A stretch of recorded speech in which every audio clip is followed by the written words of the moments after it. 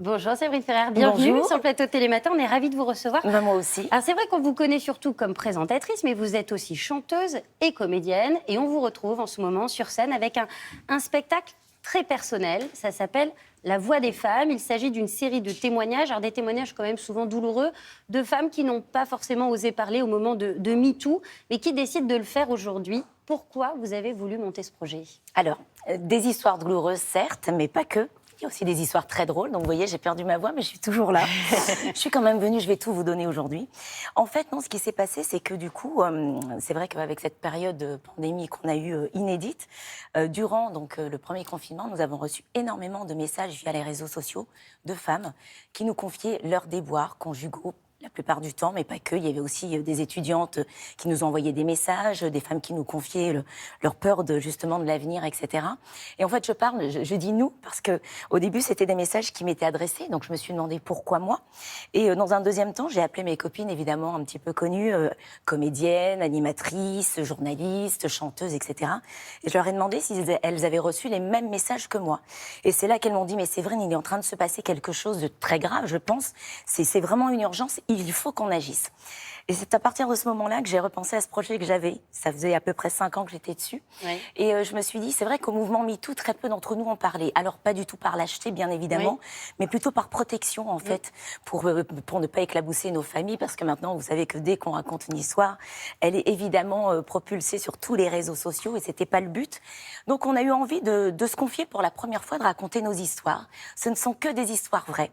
En fait, on aborde toutes les problématiques de femmes, oui, qu'elles soient heureuses ou douloureuses. Donc ça parle évidemment de violences conjugales aussi chez les adolescents, de déni, de maternité, mais aussi de sexe, d'amour. Tous les sujets vraiment qui touchent les femmes. Le handicap, toutes les problématiques de femmes. Mais parce que vous trouvez que les femmes aujourd'hui ne sont pas assez entendues ?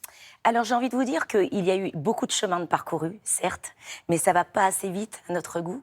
Et si vous voulez, le fait de monter sur scène, c'était aussi l'occasion de dire aux spectatrices et aux spectateurs, parce que c'est aussi un spectacle qui s'adresse aux hommes, parce que sans eux, nous ne serions rien. C'est ce que j'allais vous demander. Il est pour tout le monde, ce spectacle. C'est à la fois un merveilleux hymne à la femme, oui, mais pas qu'une très très belle déclaration à l'homme. Et c'est vrai qu'on avait envie de monter sur scène pour leur dire, regardez-nous. En fait, la plupart du temps, de par notre métier, on vous fait rêver, puisqu'on passe à la télévision, etc. Mais la notoriété n'épargne pas contre les violences, contre le harcèlement, contre le sexisme et toutes ces problématiques. Et si nous sommes toujours debout et que nous sommes devant vous ce soir, eh bien justement, c'est pour vous dire que si nous l'avons fait et nous nous sommes relevés de ces histoires, vous aussi, vous pouvez le faire. Et alors, il faut bien insister, il faut aussi dire que les droits d'auteur des textes, les filles les ont cédés à des associations qui, oui, œuvrent pour les femmes. Et il faut savoir aussi que toutes ces femmes qui sont sur scène, on est 5. Oui. Donc, il y a un turnover, parce que je voulais vraiment que toutes les comédiennes puissent venir défendre leurs textes ou entendre leurs textes. Parce que certaines, comme Nathalie Marquet-Pernot, par exemple, a beaucoup parlé de son cancer. Enora Malagré parle de son endométriose. Oui. Mais beaucoup d'entre nous, comme moi, puisque, oui, j'en fais partie, avons écrit notre histoire, mais ne sommes pas encore assez fortes. Pour la porter vous-même sur scène. Exactement. C'est pour ça qu'on s'échange les textes. Et ce qui est génial, c'est que ça donne une puissance incroyable de l'entendre de la bouche de quelqu'un d'autre. Alors justement, on va regarder un extrait de votre spectacle et on en parle juste après. Une enfance, une adolescence rythmée entre coups, douche froide, insultes et menaces. Qui remercie sa maman d'infliger de tels sévices à sa propre fille ?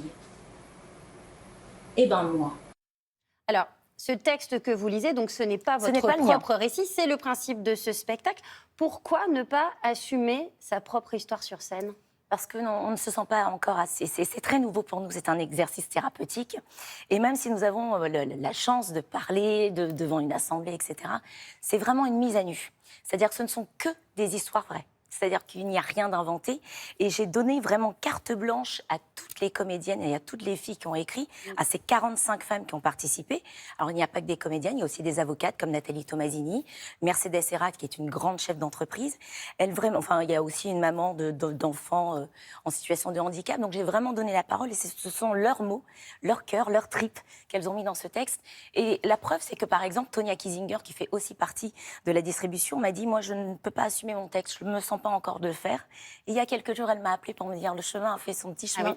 Et du coup, je vais pouvoir l'assumer. Et vous, parce qu'il y a votre histoire dans ces récits qu'on entend Bien sur sûr. scène, mais vous n'êtes pas encore prête à dire « ça, c'est mon histoire ». Pas encore. Pourquoi ? Je ne l'assume pas complètement. Parce que ça a été très douloureux et pendant plusieurs années, j'ai mis ça dans un petit coin de ma tête en me disant j'avance. Et finalement, le fait d'avoir travaillé sur ce projet a fait remonter les choses à la surface. Oui. Et je suis tellement impliquée dans ce projet, puisque j'en suis évidemment l'initiatrice, mais je le porte au nom de toutes ces femmes. Et c'est vrai que peut-être que dans quelques mois, probablement, je serai capable de le faire, mais j'ai encore besoin de prendre beaucoup de distance. Ça peut avoir des vertus thérapeutiques. On va regarder un chiffre, si vous voulez bien. Ce chiffre, c'est celui du nombre de féminicides de femmes tuées depuis le début de l'année. 37 terrible. Femmes depuis le début de l'année. C'est un chiffre qui est en hausse par rapport à 38, 2022. Je crois même. 38. Aux dernières actualités, il y a 2 jours, c'était 38. Est-ce que ce projet, il est aussi pour ces femmes-là qui ont été victimes ? C'est-à-dire qu'en fait, ce projet aussi nous motive toutes, parce quand on regarde, quand on allume nos téléviseurs, on ne peut plus voir ce genre de chiffres. On ne peut plus se dire que ça existe encore. Et en fait, si vous voulez, au travers de ce spectacle, c'est aussi une action pour qu'on puisse justement sensibiliser. On a joué il y a peu de temps, le 25 novembre, lors de la journée internationale de lutte contre les violences faites aux femmes devant des classes de seconde. Et je vous assure que le plus beau des cadeaux, c'est quand justement ces adolescents viennent nous voir en nous disant « Voyez, on a entendu plein de récits avec plein d'hommes. Il y a une chose, une certitude, c'est qu'on ne veut pas être ces hommes-là. » Et je pense qu'en fait, à travers ce spectacle, on a besoin d'entendre, finalement avec les réseaux sociaux, il y a une normalité qui s'est installée qui n'est pas la vie. Et au travers de ce spectacle, ils entendent des histoires vraies, sans tabou, justement, et ça leur permet aussi de se faire leur idée de la normalité, et pour moi c'est très important. Donc pourquoi agir et pourquoi monter sur scène? On se met au service de ces femmes parce qu'on ne veut plus entendre ça. Rapidement, Séverine Ferrer, je crois que vous êtes maman de 3 garçons. Oui. Qu'est-ce que vous leur apprenez justement sur les relations aux femmes ? Depuis toujours, je leur apprends les vraies valeurs, de tenir la porte à une femme, d'être un vrai gentleman, de faire attention à la femme, de la protéger, de s'occuper d'elle comme jamais. Et aujourd'hui, je le vois, puisque évidemment, ils sont en âge aussi d'avoir des petites copines. Et je suis très contente de ce que j'ai fait, parce que quand je les vois agir, je me dis, quelque part, l'éducation a fonctionné. Très bien. Merci beaucoup, Séverine Merci Ferrer, d'être venue nous voir. Je rappelle le nom de votre spectacle, ça s'appelle La Voix des femmes. Un spectacle que vous allez jouer un petit peu partout en France. Je donne quelques dates. Le 7 mai, vous serez à Marseille, le 14 à Lille, le 20 à Saint-Malo. Et il y en a encore plein d'autres. Merci beaucoup d'être venue nous voir. C'était un vrai plaisir.